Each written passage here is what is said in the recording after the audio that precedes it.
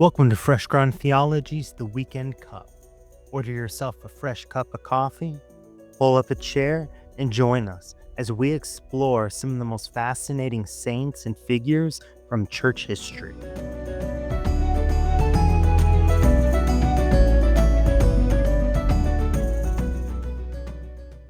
They're patron saints for sailors caught in storms, soldiers marching into battle, and travelers who have lost their way. Though this next saint is associated with farmers and shepherds, the sick, the deaf, those who cannot speak, those suffering from mental illness or hernias, kidney stones, and gallstones. Today, we start the story of Saint Drogo, who, for reasons no historian has ever been able to explain completely, is also remembered as the patron saint of coffee houses and those who prepare the blessed drink. That final association is rather mysterious. Drogo lived centuries before coffee reached Western Europe.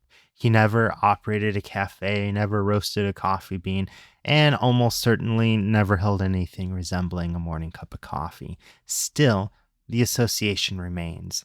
And since this is Fresh Ground Theology's The Weekend Cup, that is more than enough reason for us to tell his story. But the story of Saint Drogo does not begin with coffee. It begins with death. Drogo was born around the beginning of the 12th century in Epiny, which is a small community in the Flemish region of what is now northern France. The exact year is uncertain, though tradition commonly places his birth in 1105. His father had already died before Drogo was born. His mother then died as a result of the difficult delivery that brought him into the world. Drogo entered life as an orphan. He was raised by relatives and apparently grew up in comfortable circumstances. His family possessed land and wealth, perhaps even some degree of nobility. Although deprived of his parents, Drogo was not abandoned to poverty. He had a home, an inheritance, and people responsible for his care. But when Drogo was about 10 years old, he learned how his mother had died. The news seems to have settled heavily upon him. For some, the distinction between being present at a tragedy and being responsible for it can easily disappear. Drogo began to believe that his mother's death was his personal fault, and therefore he was guilty of taking her life.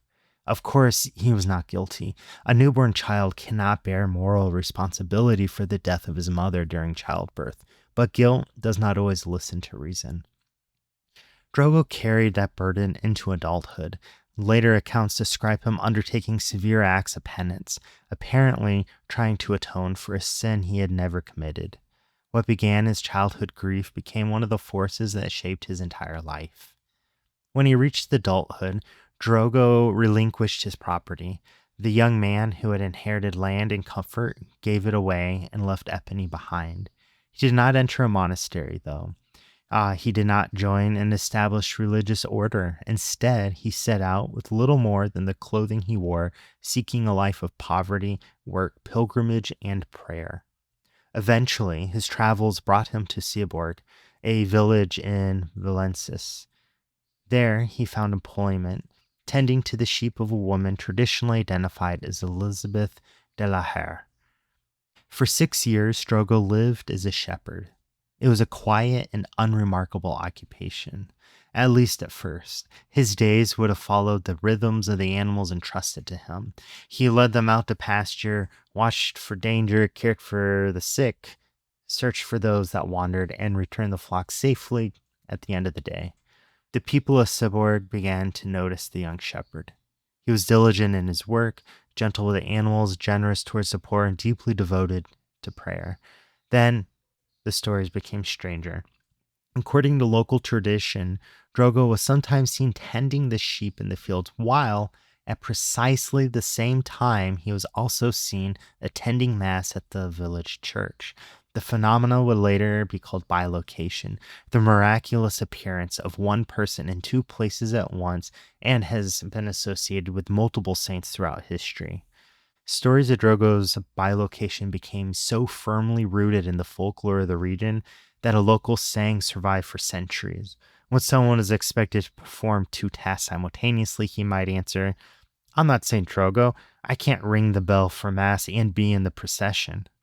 Whether every detail of the story can be established historically is impossible to say, but his story tells us something about the reputation he possessed.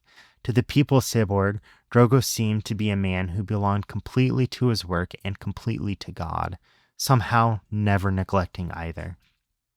His growing reputation, however, may have made the quiet life of a shepherd increasingly difficult. People came looking for him. Some wanted prayers, others wanted advice, so others may simply have wanted to just see the shepherd whom such remarkable stories were being told. Drogo eventually laid down his shepherd's staff and became a pilgrim once again. Medieval tradition claims that he made 9 journeys to Rome. These were not comfortable tours undertaken by a wealthy visitor. Drogo traveled on foot. He crossed country roads, forests, rivers, and mountain passes. He endured rain, cold, hunger, dangerous terrain, and the threat of robbers.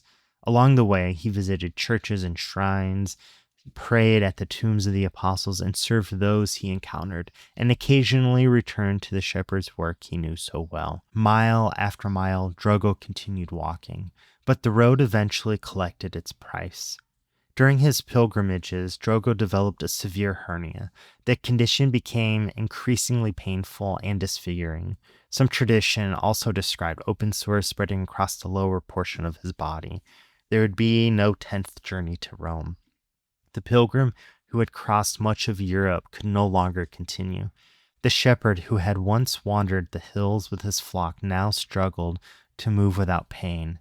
His body had reached its limit, and the road that had defined his adulthood was closing behind him. So Drogo turned back to Sebourg. He returned to the community where he had once tended sheep and where people still remembered the strange, devout young shepherd who had seemed capable of being in the fields and at church at the same time. But the man who returned was different. His travels had left him exhausted. His illness had left him disabled and visibly disfigured. He could no longer work as he once had, and he could no longer continue the pilgrimages through which he had sought peace. Drogo had spent years trying to outrun a burden from his childhood. Now he could hardly walk at all.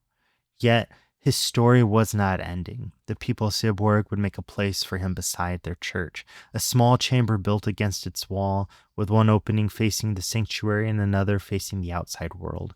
It would become Drogo's refuge, his ministry, and eventually his tomb. The restless pilgrim had come home. Thank you for listening to Fresh Ground Theology's The Weekend Cup. Come back next time and listen as we continue to explore saints and figures from church history.